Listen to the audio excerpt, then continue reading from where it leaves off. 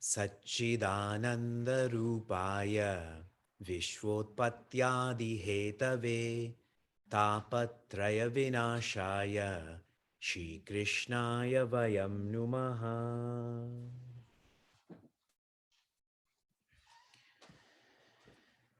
Janmadhyasya yatonvayaditaratascharteshvabhignaswarat Tene Brahma Hridaya Adi Kavaye Muhyanti Yatsurayaha Tejo Vari Mridam Yatha Vinimayo Yatra Trisargo Mrsha Dhamna Svena Sadani Rasta Kuhakam Satyam Param Dhimahi Dharma Projita Ketavotra Paramo Nirmatsaranam Satam Vedyam Vastavamatra Vastu Shivadam Tapatrayon Mulanam Srimad Bhagavate Mahamuni Krite Kim Va Parerishwaraha Sadyo Hridya Varudyate Trakritibihi Shushrushubi Tatkshanat.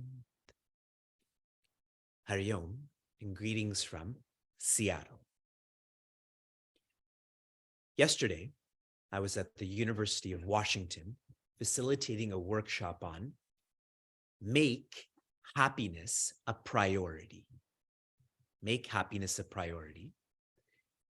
And what I had shared with the college students and those who are entering the workforce and so on, to make happiness a priority, you begin with shaucha, or organize. Organize your lifestyle.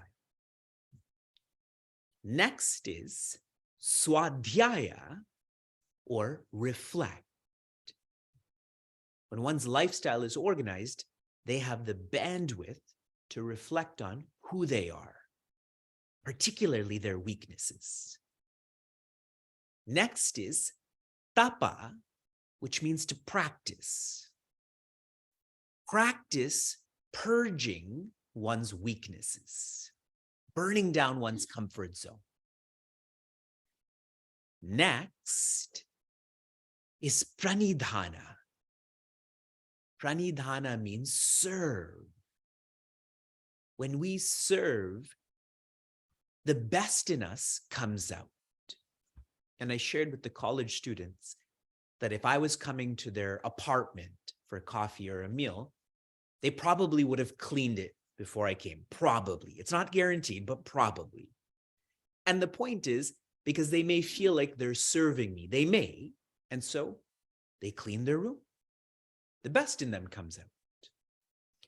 And all of this leads to santosha. Tosha means to be satisfied.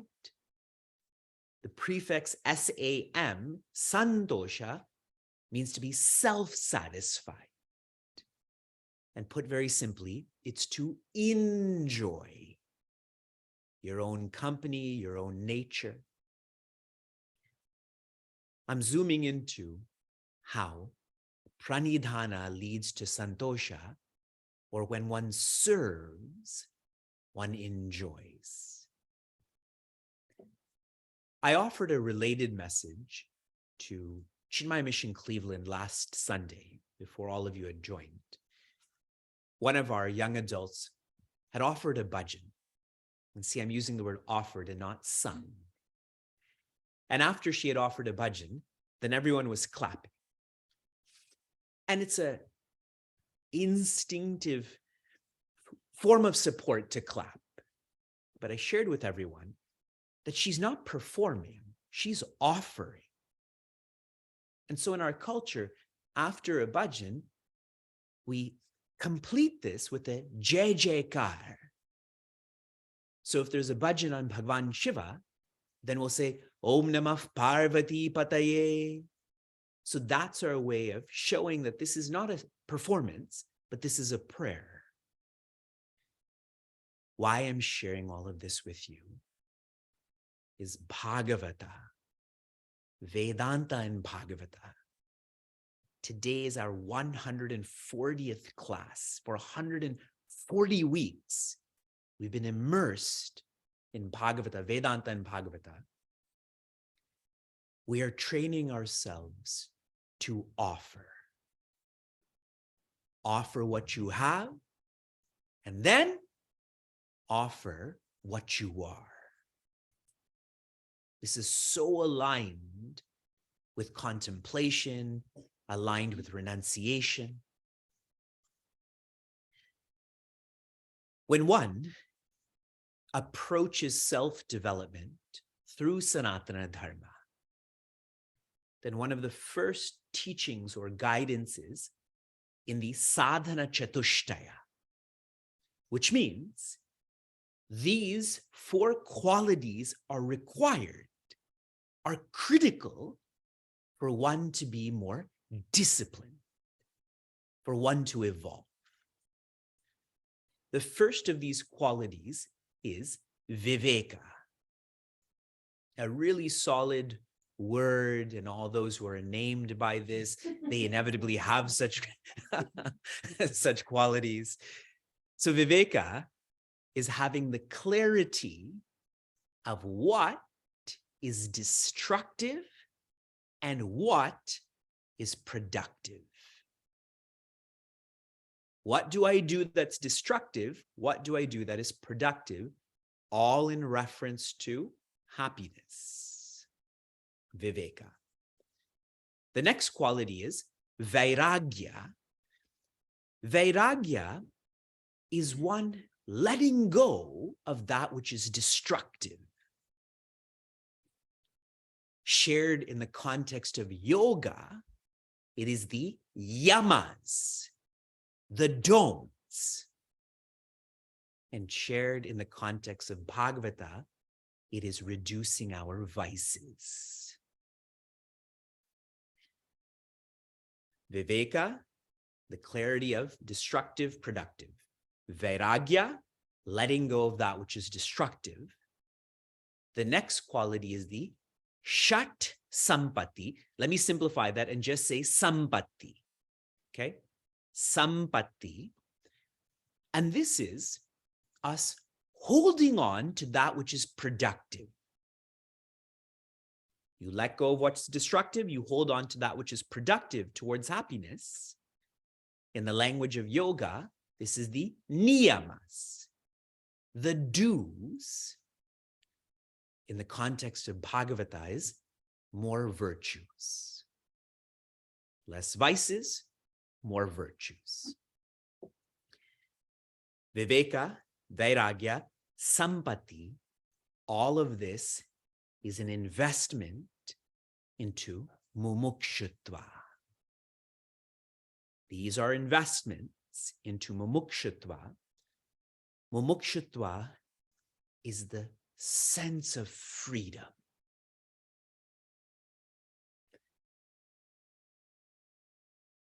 We feel bound because our sense of I is that of an individual.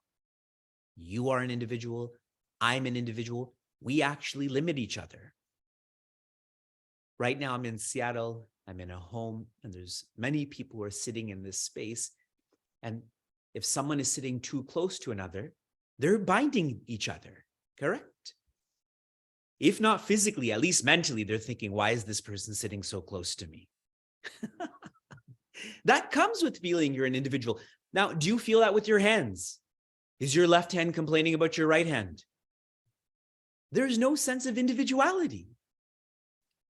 And so mumukshutva is when one changes their sense of I, from an individual to infinity. Lots of words for infinity like Advaita, oneness, and so on. That is what freedom is. Now, I'm sharing this specifically because in the 11th section, chapters 7 through 9, Bhagavan Krishna is sharing with Rishi Uddhava how to be more pure. This is called Antakarana Shuddha, how to make one's inner world more pure. Now, this is not the ends. This is still a means. This means leads to the ends, which is when knowledge, these insights, become an authority. Purity is to lead to an authority. Sharing this more simply, everyone who's joining us physically and virtually, you have been taught and told at least 1,000 times that your nature is joy. Yet, we still have stress and fear and conflict, which shows that that knowledge, that insight is not authoritative. When your guide says, Tattvamasi, you look behind you. So how does one feel that this knowledge is authoritative? By purity. Chapters 10 through 12, which we are going to complete today, are amazing chapters on jnana, or insight. 7 through 9 is the preparation, and 10 through 12 is the insight, particularly chapter 11. I woke up fairly early this morning to prepare for lots, but particularly to try to distill these 3 chapters. This morning, I've concluded that the hardest course and class I teach is Vedanta and Bhagavata. It is so difficult to not just share every verse with you. It's like our children. Our children are fascinated by everything. They're fascinated by worms. They're fascinated by poo. They're fascinated by the sun. And so they're always saying, Appa, look at this. Appa, come over here. Appa, you have to see this. But it's so beautiful. Their enthusiasm for everything is exciting. That's how I feel about Bhagavata. But I don't know if everyone shares the same enthusiasm and excitement. So I have to keep distilling this. It is difficult. And that's why I keep giving you these references. Please read for yourself. Please reflect for yourself. Chapters 10 through 12, particularly 11. Coming back to chapter 10, which I introduced last week. I'm on verse 3. Section 11, chapter 10, verse 3.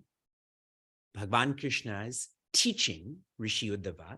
He says, Suptasya vishaya lokaha dhyayato va manorataha nanat makatva vibhalaha tata bhedatma dhir gunaihi.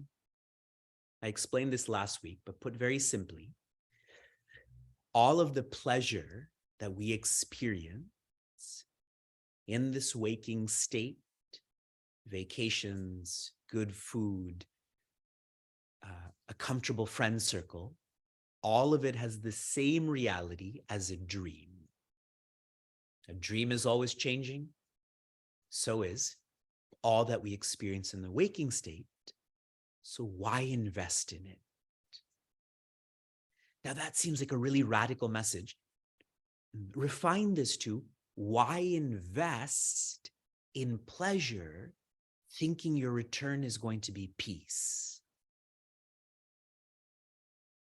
And there's a lovely teaching that is shared here. An extrovert is one who works for happiness, but earns sadness.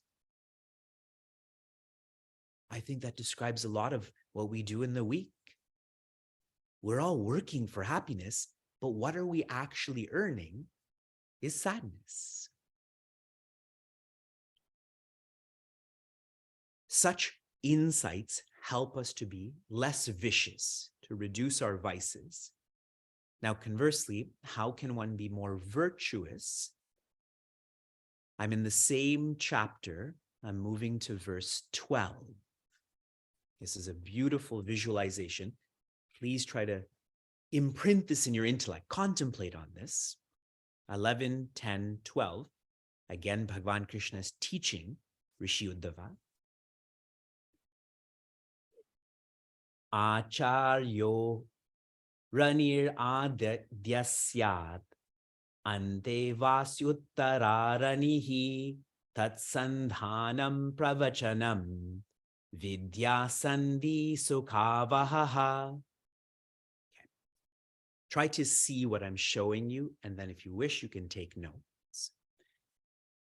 How can one become more virtuous? One's acharya or guide is like a arani. An arani is like a wooden cup, and it's the wooden cup that's on the bottom. Then, ante vashi, that means someone who's inward looking or a disciple. They're another wooden cup on top.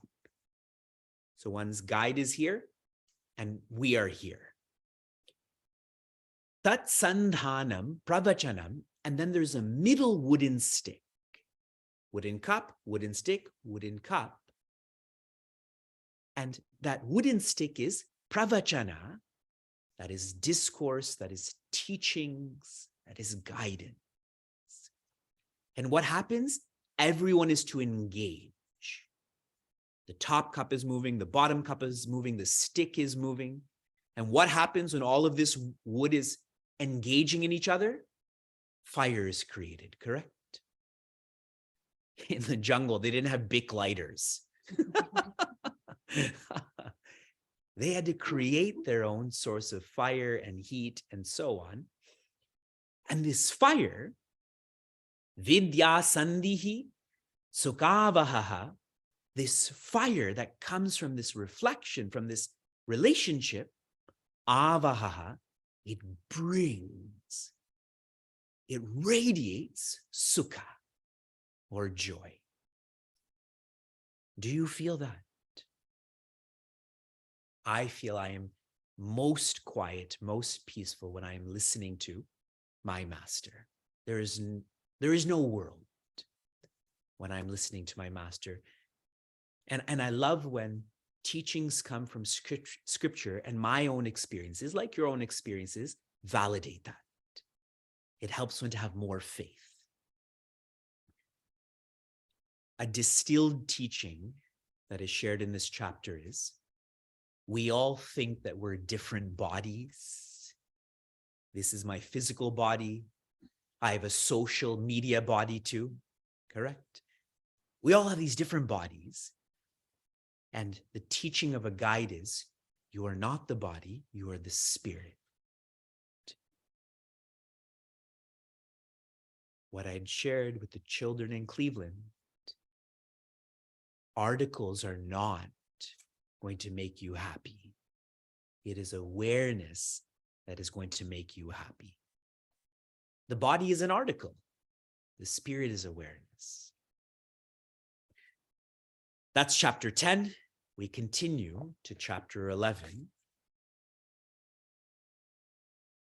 The lead into this chapter, Rishi Uddhava, like Prince Arjuna, is an astute student.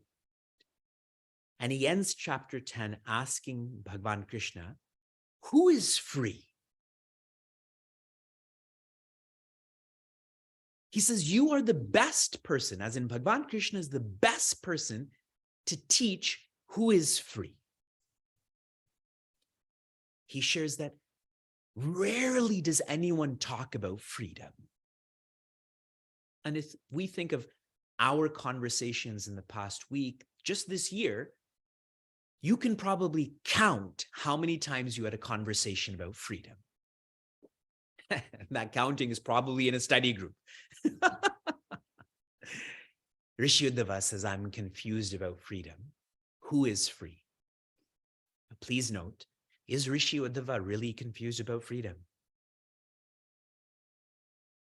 Our rishis are visionaries. They're asking questions for the future. Like someone who loves humanity will invest not just in this generation, but generations Rishi Uddhava is asking these questions for us. Skanda 11, which means section 11, chapter 11, verse 1. 11:11:1. This verse is very much like, how many of you chant or at least listen to Nirvana Shataka? You know what I'm talking about. One of the final teachings that Acharya Shankara shares about how to be centered. Another word for Nirvana Shataka is Atma Shataka, how one can be centered. He says, Na muktihi. You have to think lots about this. There is no freedom. Na muktihi. I should just end it there. Then what are we doing for 140 weeks? Who are you? We hate you. But the implication is there is no freedom because na bandha. There is no bondage. Freedom is only a reference point in reference to bondage. But if there's no bondage, there's no freedom. I didn't wake up this morning and say, someone give me my handcuff keys. I don't have handcuffs on me, so I don't need a key. Correct? If I had handcuffs on me, strange example, but you get my point, then I would look for a key. Here's the verse. Shri Bhagavan Uvacha Baddho Mukta Iti Vyakhya Gunato Mena Vastunaha Gunasya Maya Mulatvat Me Mokshona Bandhanam. Bondage, freedom, and all talks relating to that. This is on account of the gunas. Whose gunas are these? My gunas. I am the creator. They're an expression. Now, vastunaha, they are not independent. Now, think about this. One gauge of reality is independence. So Bhagavan Krishna is stipulating here, since they're not independent, they are not real. And so what is also not real? Bondage and freedom.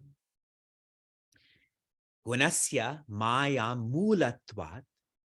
This is all a game, a leela of Maya. My Maya. My Maya expresses as gunas, and gunas create bondage and freedom. But Maya cannot affect me, and you and I are one. Rishi Uddhava and Bhagavan Krishna are one. All of you and Bhagavan Krishna are one. Since Maya doesn't affect Bhagavan Krishna, that means the gunas don't affect Bhagavan Krishna, which means bondage and freedom don't affect Bhagavan Krishna, and the same applies to you. What a beautiful if-then model. Or like proving this doesn't affect Bhagavan Krishna, and I am Bhagavan Krishna, so this doesn't affect me. Sharing more, I'm going to read to you some verses in English because I can't distill them. It's too much. This is verses 5 through 8. I'm sharing in English. This is very much like Mundaka Upanishad.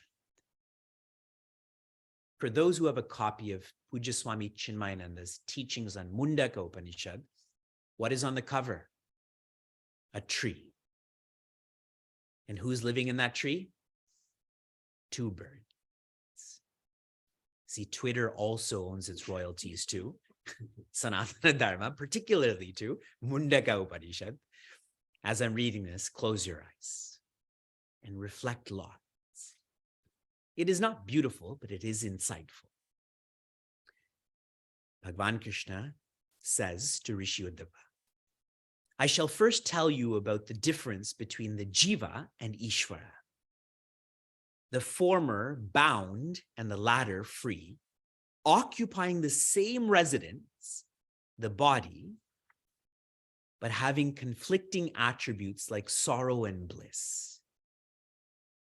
two birds, namely Ishvara and Jiva, both of the same order as conscious entities, and both friends through eternity, reside by chance, as it were, in the same nest on the same tree of the body.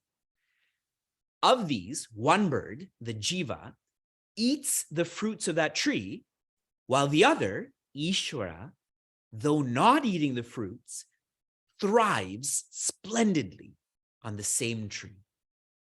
Ishvara, who entertains no desire to eat the fruits of actions, knows his own nature and that of the other as Sat Chit Ananda. But the Jiva, who claims and enjoys the fruits of actions, knows nothing. Being trapped in beginningless ignorance, he is ever bound, while Ishvara, who is of the nature of knowledge, is ever liberated. You can gently open your eyes. That is verses 5, 6, 7 for your reference. More of the teachings in this chapter are: you are awareness, and all else that we are holding on to, articles, beings, circumstances, they are dreamlike. Dreamlike. This body and all this body engages is all made of prakriti. Prakriti means that which is finite. So this finitude is interacting with this finitude. You cannot, it is illogical to expect the finite interacting with the finite to create the infinite. These are all logical teachings. One more insight. Bhagavan Krishna says, those who know Shabda Brahma, but not Para Brahma, are wasting their resources, time, and effort. Shabda Brahma here means scholarliness. Those who are experts in a certain language, in a certain way of chanting, in a certain technicality, but they don't actually feel more cheerful. They don't feel more content, and they're wasting their opportunity. Now, as all of this is shared, this is the beginning part of the chapter. In the end of this chapter, what if you don't resonate with what's being taught? This is too sublime, too unrelatable. Then what should one do? This is an expression of how much Bhagavan loves us, that if you can't do this, do this. If you can't do this, do this. There is no disciple or devotee who's left behind. Bhagavan shares, Mai sarvani karmani nirapeksha samachara. Shared simply, act for me. And as you act for me, feel free. Free of stress, free of anxiety, free of dejection. Now, a related question would be, you're describing to me bhakti. How does one nurture bhakti? This is the thought flow for the remaining part of this chapter. It is through sadhu sangha that one develops bhakti that helps one to develop freedom. So Vivek wants freedom. To be free, I have to be devoted. To be devoted, I have to associate with a sadhu. There are lovely descriptions of who a sadhu is. Here are three. There's so many. Here are three. A characteristic of one who is noble: they are good to those who are good, and they are good to those who are bad. Even if someone treats you poorly, you don't reciprocate that. You do not react. If you're like that, then you are a sadhu. Another is they are self-possessed. Self-possessed means they are not pushed or pulled by the opinion of society, by the negativity of people. And one more, stamina. They have intense stamina to read, write, reflect, to support, serve, surrender. They don't get bored. They don't get tired. How many of you know such a personality in your life by show of hands? How many of you are that personality? We're already bored of what you're talking about boredom.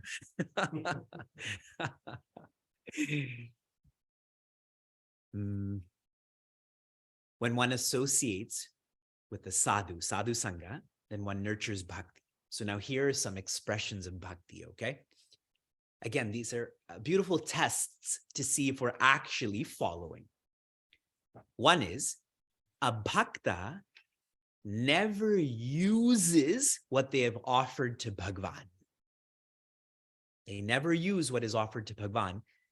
There's such specifics that are indicated, like, you see the diya behind me, this lamp. This light is being offered to Bhagavan. And it's very important for all of us to be careful about this. Whenever you have a lamp, whenever you have flowers, they're not to be pointed towards you. They're supposed to be pointed to Bhagavan. I find in so many mandirs in your own homes, you point it outwards because you feel it's more beautiful. But it's not offered to you, it's offered to him. So if you offer a light to Bhagavan, you can't use that light for anything else. I shouldn't have my book here. Hey, Bhagavan Shiva will share this light. So whatever you offered, you can't use it. Another beautiful expression of bhakti is you offer what's most important to you without ever having the thought that this is going to be returned. See, all of us are so intellectual. What do we offer in Naivedya? We give what we want back. That is a very corrupted form of bhakti. It's because you're applying your intellect. You know you're going to get this back. You should offer in such a way that you're not going to get it back. And, I can just speak for 90 minutes right now. I don't know how to stop at 30 minutes. When Rishi Vishwamitra comes to Raja Janaka and says, I want your children, he resisted that. He said, you didn't ask correctly. And then Rishi Vasishta came and said, you have to give what's most important to you. That's what it means to practice bhakti, not just sit in class, not just chant this or that. It requires this understanding to make one's lifestyle different. This chapter ends. I'm not going to even get to chapter 12, but this chapter ends with Bhagavan Krishna summarizing to Rishi Uddhava. I'm on verse 48, 11:48. Prayena bhakti yogena satsangena vinodhava nopayo vidyate samyak prayanam hi satamaham. To nurture bhakti yoga or bhakti, the only way, Uddhava, he uses the word satsanga here, or sadhu sangha. Satsanga is the only way to nurture bhakti. There is no other way. When you are in satsanga, you will know this because the persons there, they only depend on Bhagavan. What is the most potent satsang, the most potent association? When you are with someone who only depends on Bhagavan, then watch how bhakti becomes so natural. And what does bhakti lead to then? Let's go back to the beginning. Freedom. to not feel you are an individual, that you are infinite. There's a whole other chapter that I wanted to explore. We will engage in this next week. But I just want to give you a reflection point before our discussion. Chapter 12 elaborates more on chapter 10 and 11, but chapter 13, there is a shift. A new Gita starts. It's called Hamsa Gita. It is most profound. And Bhagavan Krishna shares with Prince Arjuna, for you to understand Hamsa Gita, for you to nurture bhakti, you have to be more sattvic. In chapter 13, verse 4, there are 10 different facets of our life that Bhagavan Krishna analyzes and is encouraging us to become more sattvic in these. One of them is praja, to be around people who are not living for prosperity, but those who are living for peace. You have to be around people who are living for peace for you to nurture bhakti, for you to experience moksha. Oh.